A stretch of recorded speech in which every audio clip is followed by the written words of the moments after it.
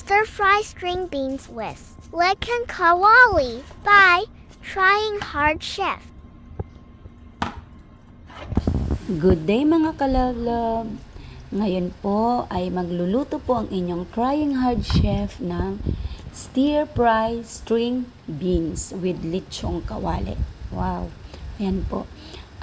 Habang piniprepare ko po yung lulutuin kong lechong kawali, yan, inaalisan ko po siya ng parang plastic po sa ibabaw ng yang liempo na yan po. Yan po puti na yan. Matigas po kasi siya, parang goma. Tapos after po niyan ay ni-slice ko po siya ayon sa sukat niya para hindi tayo mahirapang maglaga, at ilalaga ko po yan, ipakukuluan ko po siya ng mga around 20 minutes. At yan po, nilagyan ko lang po siya ng bawang, luya, pampaalis lang po ng lansa ng ating karne, at asin. Yan, pakukuluan ko po siya ng 20 minutes. After po nun, i-set aside natin, ipapacool down natin siya, at ilalagay ko po yan sa freezer ng mga 3 to 4 hours. Yan po ang procedure ko sa paggawa ko o pagluluto ko ng lechong kawali. Nilalagay ko po muna siya sa freezer pagkatapos ko pong pakuluan. At yan nga po, after 3 to 4 hours, ayan, ilalabas ko po siya at ipiprito ko na po siya para crispy po yung kanyang balat. Yan. At habang piniprito ko nga po yung lechong kawali, ay prepare ko naman po yung mga ingredients natin para sa ating paggigisa mamaya. Ayan, nilagay ko na po yan. Second fry na po pala yan, mga kalab-lab, kasi prinito ko na yan kanina konti. At hiniwa ko na po yung mga dapat pong hiwain, yung luya, bawang, sibuyas, at yung mga sili. Ang totoo po, yung main ingredients po nito talaga, ang recipe na to ay sili. Wala po itong luya pala, mga kalablab. Since dahil ako po ay mahilig sa luya talaga, kahit anong luto ko ay may luya, nilagyan ko po. Pero ang original po nito, napanood ko po kasi ito sa isa ring chef ng Thailand or Taiwan. Basta something ganun, naalala ko po nga, nasa kumagaya ko nga yung lutong yon. Wala po siyang nilagay na luya. Puro lang po sili, bawang at sibuyas ang nilagay niya. Pero ako nga po, dahil mahilig pong ang Trying Hard Chef nyo ng luya, nilagyan ko po ng luya. At so far naman po, lahat ng mga pagkain niluluto ko na may luya, masarap naman po at nagugustuhan naman po ng aking mga anak. At ayan na nga po, niready ko na rin po yung string beans. Pinutol-putol ko na po dyan para ready na po, paggigisa na lang ang gagawin ko. Wala pong kahirap-hirap ito, mga kalablab. Puro lang po ito gisa-gisa. Gisa nyo lang po yung bawang, sibuyas, luya, sama na po yung sili.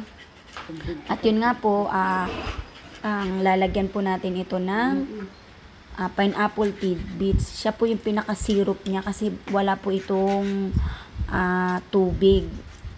Lalagay lang po natin tayo ng soy sauce, tapos konting sugar, pampalasa, asin, paminta. Nasa panglasa nyo na po kung ano yung gusto nyong dami ng ilalagay nyo, mga kalablab. Ako po kasi ganun lang yung aking pangpalasa. Oyster sauce lang po at soy sauce.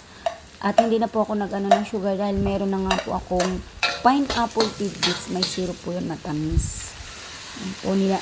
Puro lang po siya gisa. Nilagyan ko na po siya ng toyo. After po nun ay ilalagay na po natin yung lahat ng mga ingredients. Pati po yung ating lechong kawali. Lechong kawali po muna ang una natin ilalagay dyan. Sa lahat ng mga yan. Huli na po ang ating sitaw or string beans.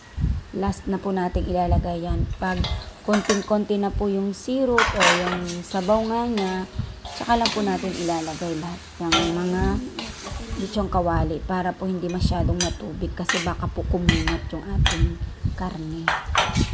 nga po, after po niyan ay pakukuluan ko muna ng mga 5 minutes or less than 5 minutes para lang kumapit sa string beans yung syrup at saka yung lahat ng pampalasa.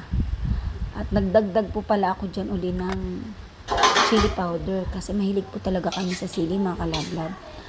Nasa sa inyo naman po yan kung yung tama na po yung siling nilagay nyo kanina na ihalalagay nyo or dadagdagan nyo pa. At ayan na po, tapos na po ang ating recipe na ginaya natin galing Thailand. Ayan na po ang ating finished product. Kain na po tayo, mga kalablab. Thank you po sa lahat ng nanonood at nag-follow po sa akin.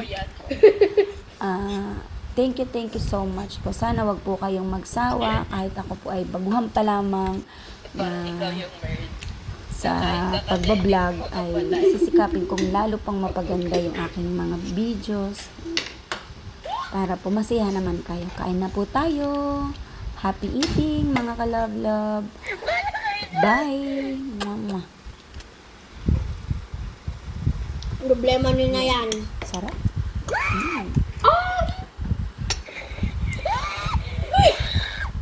Thanks for watching Emga Reels.